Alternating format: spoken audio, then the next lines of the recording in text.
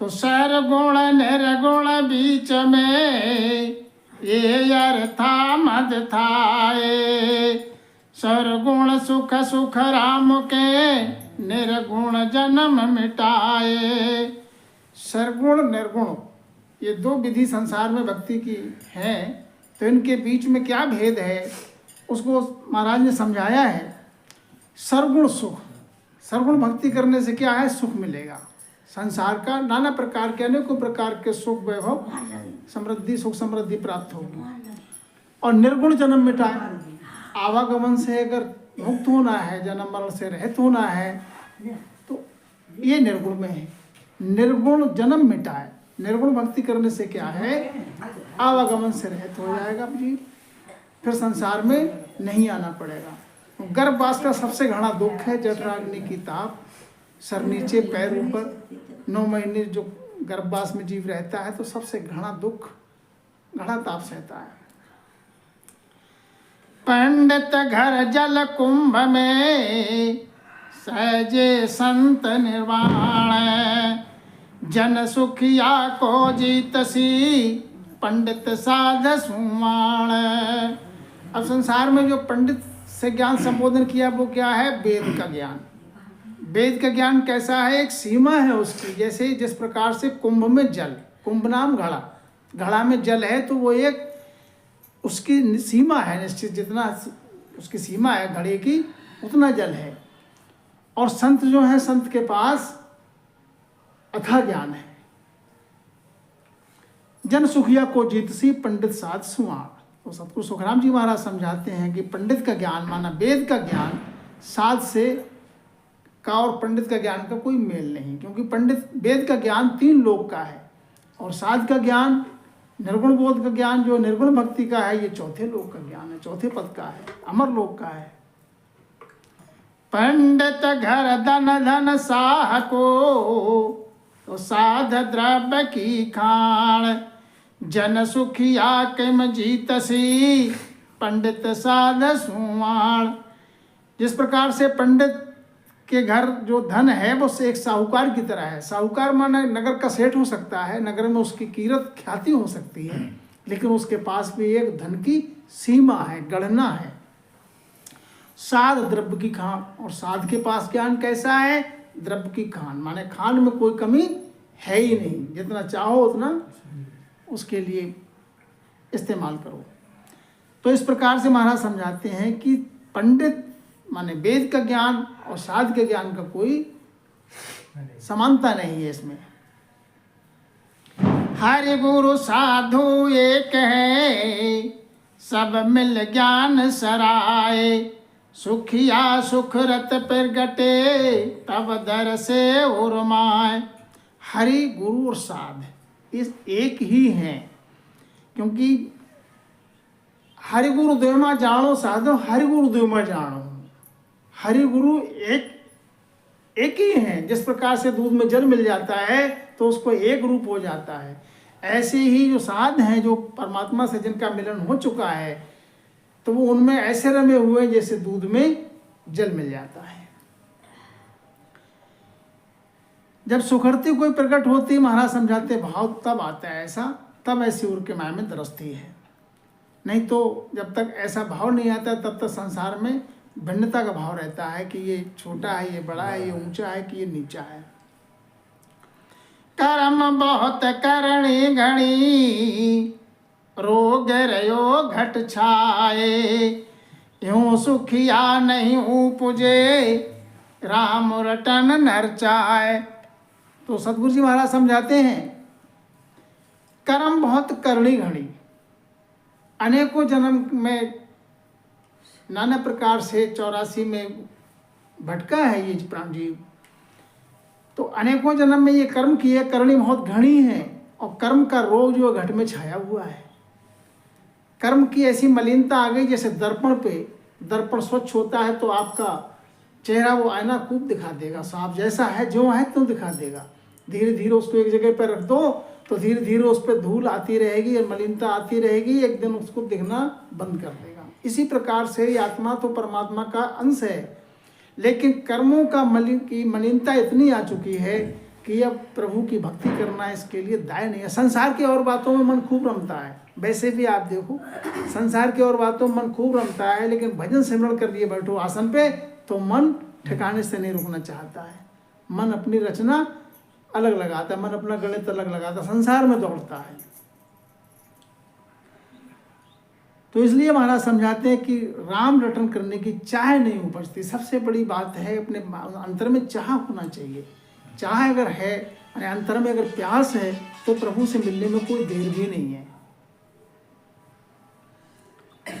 जुरजेम पिंड तेजरी भोजन वास न स्वाए, यूं कर्मा बस सुख राम के राम नया वेदाय। राम भजन करने से ये जीव जो है कैसे भागता है, मन कैसे भागता है दूर।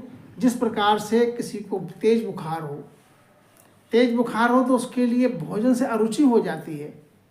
आज तो पहले के समय में जो कहते म्यादी बुखार चलते थे, तो उसमें अन्न की बास भी अच्छी नहीं लगती थी, भोजन का त्याग कर देते थे, लंघन करवाते थे। जुर्जेम पिंड तेजरी भोजन वासना स्वाय, भोजन की उसको सुगंधी अच्छी नहीं लगती, भोजन की कोई इच्छा नहीं रहती। इसी प्रकार से ये मन कर्मों के बस इतना अधीन हो गया कि राम न आवे दाय। संसार की और बातों में, विषय विकार में, मनोरंजन करने में, मन की जिसमें मन की रुचि है उसमें खूब राजी रहता है, लेकिन भजन करने बैठो तो ये भागता है इधर उधर। धन धीणो हासिल नहीं, करे मजूरी जाए, सुध बुध बिन सुख राम के राम नया वेदाय। अब धन तो जीव के पास बहुत है, 76,77 करोड़ धन लेकर आया, जिसमें से 21,600 श्वासा रोज की खर्च करता है। सबसे बड़ा धन कौन सा है? हमारे आपके अपन के पास कौन सा सबसे बड़ा धन है? श्वासा रूपी धन। जितनी जो सुख संपत्ति, जिस धन की लोग संसार गणना करता है, इसका भी महत्व तब तक है जब तक इसमें पिंड में श्वास है। शरीर से जब श्वास निकल गई तो जो जिस संसार का जो सुख है या संसार का जो धन है वो किस काम का? तो इसलिए सबसे बड़ा धन है श्वास का। 21,600 रोज का खर्च करते हैं। अब उसमें भजन कितनी श्वासों में होता है? राम जी के लेखे में तो वही सांसें आती हैं जितनी श्वासों पे भजन किया है। शब्द लपेटा श्वास निसरे सोई लेखा में आगे। जितनी श्वासों पे जो भजन किया है मोरपंखी होगी। हाँ, नहीं आई नहीं है। जितनी श्वासों पे भजन किया है, शब्द लपेटा श्वास निसरे सोई लेखा में आगे। बाकी सांस तो सब अलेखे में जाती हैं। तो इस प्रकार से महाराज समझाते हैं धन तो बहुत है, हासिल नहीं। हासिल तुमने कुछ नहीं किया। क्या हासिल नहीं किया? भजन नहीं किया, संसार की और बातों में लगे रहे, तो करे मजूरी जाए। अब संसार के विषय विकार में पढ़ के मजदूरी ही करेगा, इधर अपना धन जो है वो खो रहा है। क्यों इधर उधर क्यों खर्च कर रहा है? जो श्वासा रूपी धन है वो राम भजन की बजाय इधर उधर संसार की बातों में खर्च करता है। तो वो क्यों खर्च करता है? शुद्ध बुद्ध बिन, उसे शुद्ध नहीं है, बुद्धि नहीं है कि मेरा जन्म हुआ किस लिए, मानव ने तन प्रभु ने जो दिया है ये किस लिए दिया है। सूकर कुकर कीट पतंगा अनेकों योनियों में ये भटक के आया है, नाना प्रकार का कष्ट सहा। लख 84 खत्म हुई ना, बीत कलप जुग 4 गए, नाक में दम हो गई करे क्या, मरते मरते हार गए। इतना कष्ट सह के आए 84 का।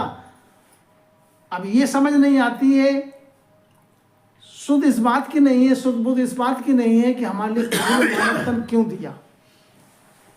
बड़ी करुणा की प्रार्थना की, तब तो पुकार सुन के ये मानव तन दिया कि 84 के गर्भवास से छूट जाओ। तो इसलिए महाराज समझाते शुद्ध है नहीं, बुद्धि है नहीं। राम ना आवे दाय, राम नाम की भक्ति इसलिए दाय नहीं आती है। बुद्धि आएगी कैसे? शुद्ध आएगी कैसे? संत की संगत करोगे, महापुरुष के वचन सुनोगे, तब शुद्ध आएगी। संसार में कहीं सुध नहीं आएगी। संसार के विषय विकारों में पढ़ने से कोई सुध नहीं आएगी। जब संतों के वचन सुनोगे, महापुरुष के, संत की संगत करोगे, तब था पड़ेगी, अरे हमारे लिए जन्म ये किस लिए मिला है। तो नर पीनस तन रोग है, बास नया वेदाए, जन सुखिया कर कपूर ले, दूरी दे तो बगाए।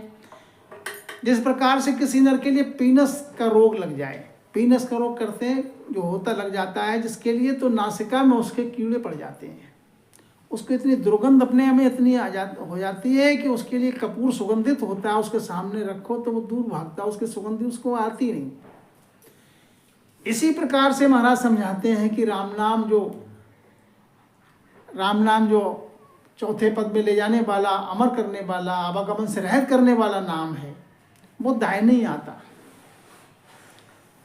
तो सुध आएगी कैसे? जैसे सुध बुद्ध बिन सुखराम कहे, राम नाम वे दाय। सुध आएगी कैसे, बुद्धि आएगी कैसे? क्या करना पड़ेगा? सत्संगत करना पड़ेगी। संगत भिन्न तीरियो नहीं, ना सुधर्यो जग माय, डूबो सोई सुख राम के, को संगत पे जाए। संगत के बिना कोई नहीं तुरा। संग का बड़ा महत्व है। जैसे आज सोने के साथ में टाका लगा होता है, जेवर बनता है, आभूषण बनता है, सोने के साथ में टाका लगता है, जिसको उस सोने से अलग हो जाए तो उसका कोई मोल नहीं।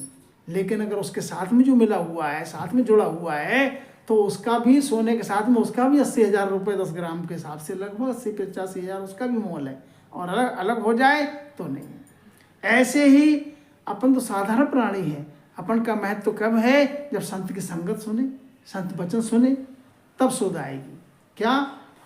प्रथम हम सत्संगत कीनी, सुध बुद्ध ज्ञान यकल सब लीनी, तब हृदय ऐसी दर्शावे, कहासू आय कहासू जावे।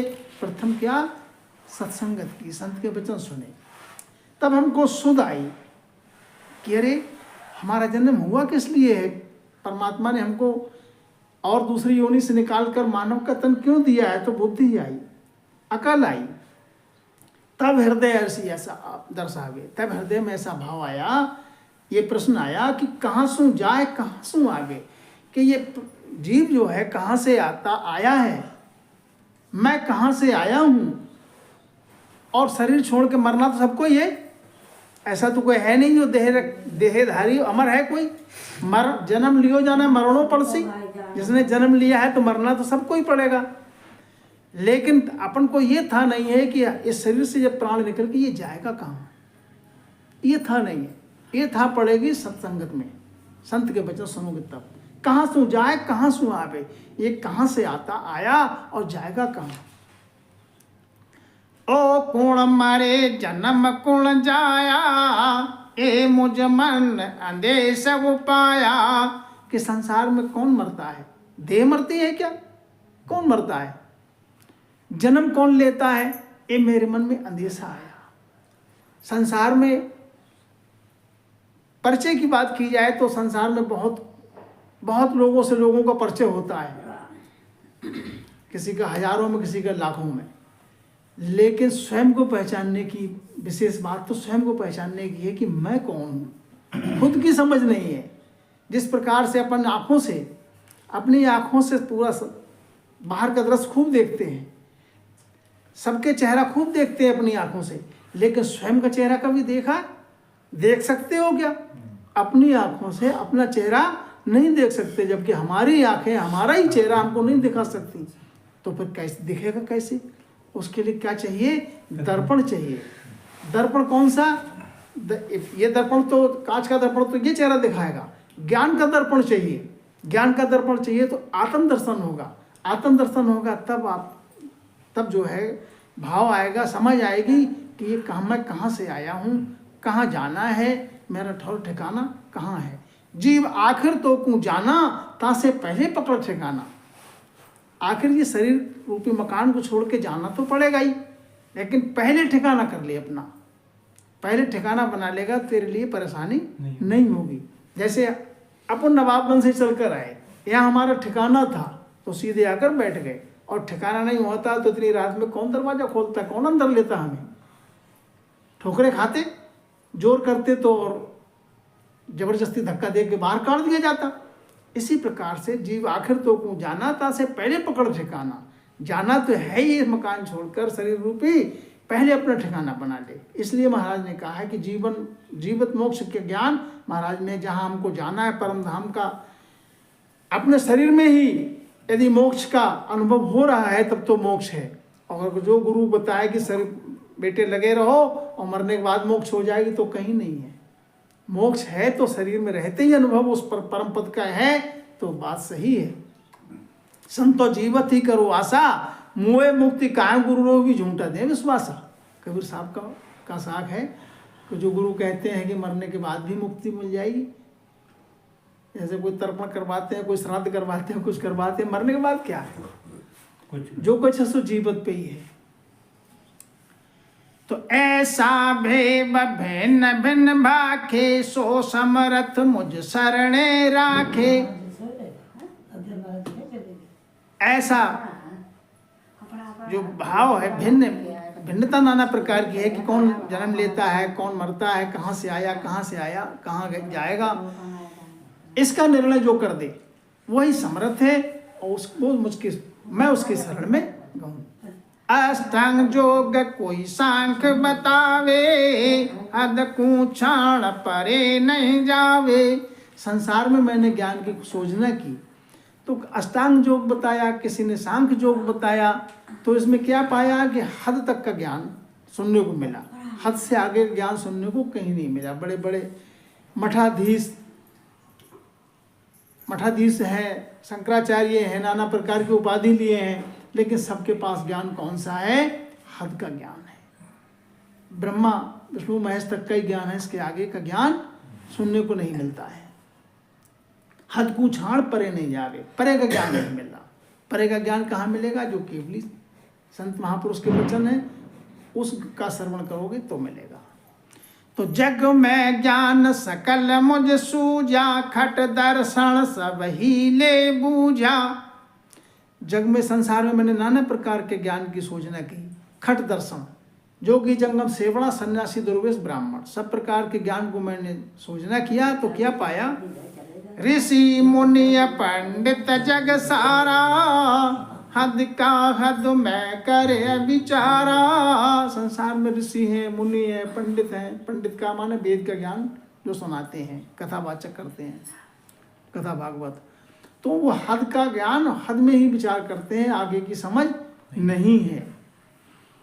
बाहर के नेम कर्म खूब बताएंगे, ये करना चाहिए, ये नहीं करना चाहिए, दान करो, पुण्य करो, अच्छे कर्म करो, लेकिन अच्छे कर्म करने से भी जीव का कार्य नहीं होगा, क्योंकि जैसा जो कर्म किया है उसका भोग लेने को आना पड़ेगा। शुभ कर्म किया स्वर्ग जावे, अशुभ किया 84। शुभ कर्म करोगे तो स्वर्ग में चले जाओगे, अशुभ कार्य करोगे, पापाचार्य करोगे तो सीधे नरक में जाना पड़ेगा। और केवल भक्ति करोगे तो परम धाम आवागमन से रहित हो जाओगे। तो दाणो देव सकल सोई दूजे, सन्मुख आय साधकों पूजे। संसार में दाणो देव जितना भी है वो सब वेद ज्ञान से को जानते हैं, उसी में जूझ रहे हैं। तो ये हद का ज्ञान है। हद में काल निरंतर लूटे, जम दावा परत न छूटे। और हद का ज्ञान कौन सा बताया है? माना विष्णु की भक्ति कोई करे या शंकर जी की करे या ब्रह्मा जी की करे, तो 3 लोक का, माना वेद का जो ज्ञान है वह 3 लोक का ज्ञान है। वहाँ तक की भक्ति करोगे, ये हद में है। हद का नाम इनकी जहाँ तक सीमा है वहाँ तक है। हद में काल निरंतर लूटे, जम दावा परत न छूटे। काल का दावा और जम का जो है, जम से नहीं न्यारा हो सकती। सब ही अरथ बूझे हम लिया, इण से काल जम नहीं बिया। संसार में और ज्ञान में हमने सब जगह सोचना की तो हमने क्या पाया कि इण से काल जम नहीं बिया, माने काल से और जम से जम का फंदा नहीं छूटेगा, काल से रहित नहीं हो पाएगा, काल का दावा रहेगा। क्योंकि ब्रह्मा ब्रह्मा और विष्णु महेश पे ही जम का दावा है, तो उनकी भक्ति जो करेंगे वो कैसे रहित हो सकते हैं। वो अलग बात है कि हमारे मृतलोक में जो मानव शरीर की आयु, औसत आयु लगभग 60, 70, 80, 100 साल तक की मान लें। ब्रह्मा विष्णु की महेश की इनकी लंबी आयु है, लेकिन इनकी भी एक आयु की गणना है, सीमा है।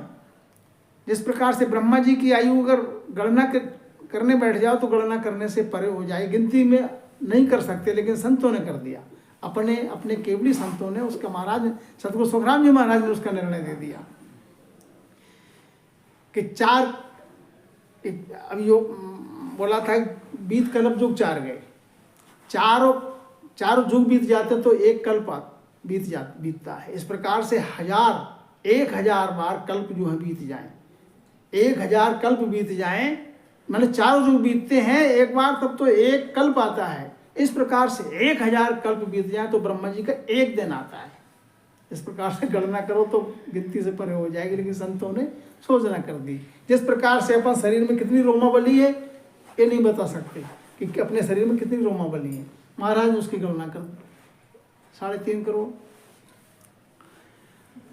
महाराज ने तो ज्ञान को सागर को गागर में भर दिया। तो धरणी ध्यान धर्म लग लूटे, सरगुण शरण हंस नहीं छूटे।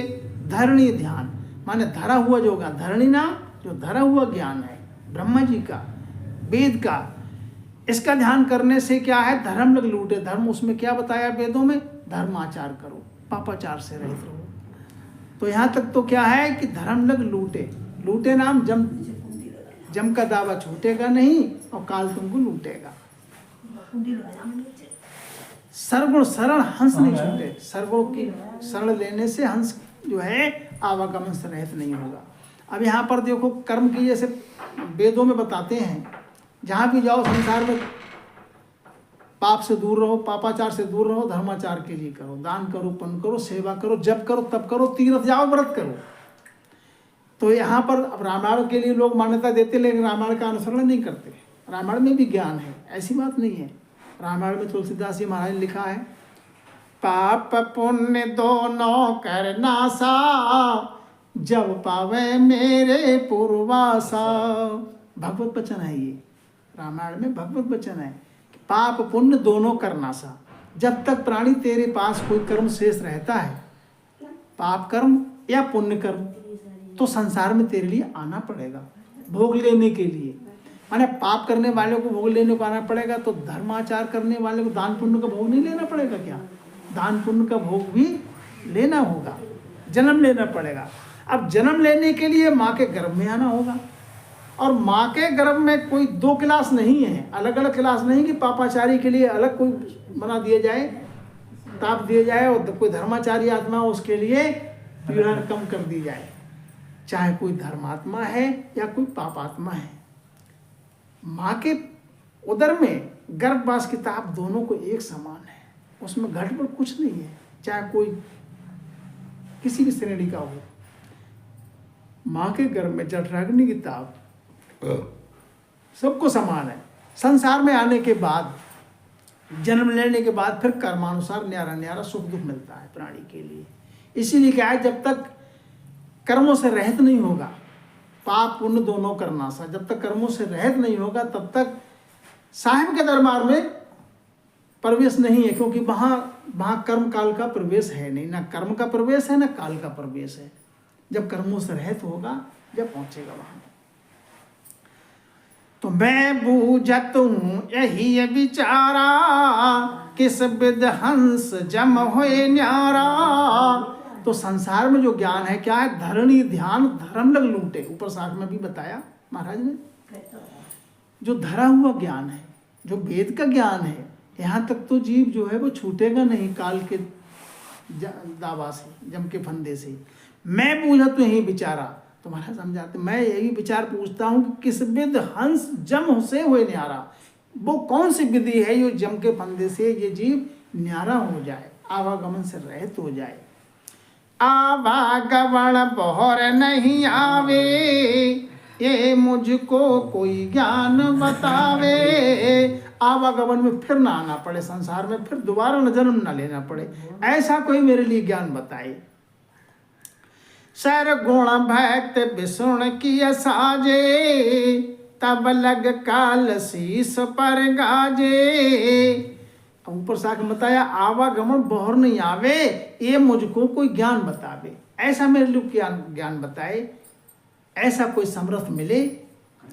सर्व संसार की भक्ति को बताते हैं वेद की कि सर्वगुण भक्त विष्णु की साजे। सर्वगुण भक्ति कोई करता है, विष्णु की भक्ति करता है, विष्णु के लिए संसार में भगवान करके पूजा जाता है, उनकी भक्ति करता है, तो तब लग काल शीश पर गाजे, तब तक काल की गाज शीश पे रहेगी, जम का दावा नहीं छूटेगा। क्योंकि विष्णु के लिए भी काल ग्रास लेगा, एक समय उनका ऐसा आएगा, उनकी आयु पूरी होने पर उनको भी काल ग्रास लेगा। तो जब धनी को नहीं बख्शेगा काल, तो उनकी पूजा करने वाले को कैसे छोड़ देगा। सांख्य जोग कोई रहे समाई, नहचे काल न माने काई। अब सांख्य जोग के कोई साधना करता है तो भी महाराज समझाते हैं कि निश्चय ही काल से बचोगे नहीं। जोग साज जमकू ही जीते, नहचे काल कर्म नहीं बीते। और जोग की साधना करने से, जोग साधना कौन सी कहते हैं, जो पवन को सीधा खींचते हैं, गढ़ पे चढ़ा लेते हैं, गगन पे पवन को ऊंचा चढ़ा लेते हैं प्राण के लिए। तो जम के लिए तो वो जीत लेते हैं, क्योंकि जम का दावा जो है गगन से नीचे है, त्रिकुटी से नीचे है। गगन पे प्राण चढ़ जाते हैं तो उनका जम के लिए एक तरीके से वो धोखा दे देते हैं, जम के हाथ नहीं आते। लेकिन जो उनके जो कर्म है, संचित कर्म उनके जो हैं, निहचे काल कर्म नहीं बीते, जो उनके कर्म हैं वो तो विद्यमान है। जब भी इतने लंबी समय तक आयु शरीर रख सकते हैं वो जोगी जो है, अपनी बहुत लंबे समय तक शरीर, लाखों वर्ष तक शरीर को रख सकता है, लेकिन जब भी प्राण नीचे उतरेगा तो काल पकड़ लेगा। चंद सूर पवन यर पानी, धर ब्रह्मंड आकाश बखानी। तीनों देव सगति ने खावे, जम जोगी के पास न आवे। जोगी के लिए कितने लंबे समय तक अपने शरीर को रख सकता है। चंद, सूर, पवन, पानी, धरणी, ब्रह्मांड, आकाश, ये जब तक है तब तक जोगी अपने शरीर को स्थिर रख सकता है। तीनों देव शक्ति ने खावे, ब्रह्मा विष्णु महेश, शक्ति, इनको जम का दावा शक्ति पे भी है। जम जोगी के पास ना आवे, जम जो है जोगी के पास नहीं आता। जब ये प्रलय होगा तब इसके लिए फिर उसके कर्मों के साथ फिर उसको जन्म फिर लेना पड़ेगा, और जब प्राण नीचे उतरेगा तो पकड़ लेगा। तो कै सुख राम सुनो संत सारा, ब्रह्म जोग का भेव न्यारा। तो संत सम्राट सतगुरु सुखराम जी महाराज समझाते हैं, सभी संत सुनो। क्या सुनो? ब्रह्म जोग का भेव न्यारा। जो ब्रह्म भक्ति है, ब्रह्म जोग की साधना है, वो न्यारी है। अभी तक तो और दूसरी साधना बताई थी महाराज ने, अब अपनी बताते हैं। ब्रह्म जोग सो जो तुम भाई, आवागमन मिटे दुखदाई। अभी तक तो संसार में जो अन्य भक्ति थी उनका वर्णन किया था। अब जो भक्ति करने से ये जीव आवागमन से रहित हो जाए, जन्म न लेना पड़े दोबारा, हम वो विधि बताते हैं। उद बुध रीत ब्रह्म की होई, बिरला संत लखे जन कोई। ब्रह्म भक्ति कीजिए, उद्भुत रीत है, प्राण भी उद्भुत गति से ही चढ़ता है। बिरला संत लखे जन सोई, कहीं चूक को बता देना महाराज। सांख्य जोग नौ धासु न्यारा, मन पवना सुम परे विचारा। सांख्य जोग और नौधा भक्ति से विधि न्यारी है, मन पवन से भी न्यारा विचार है।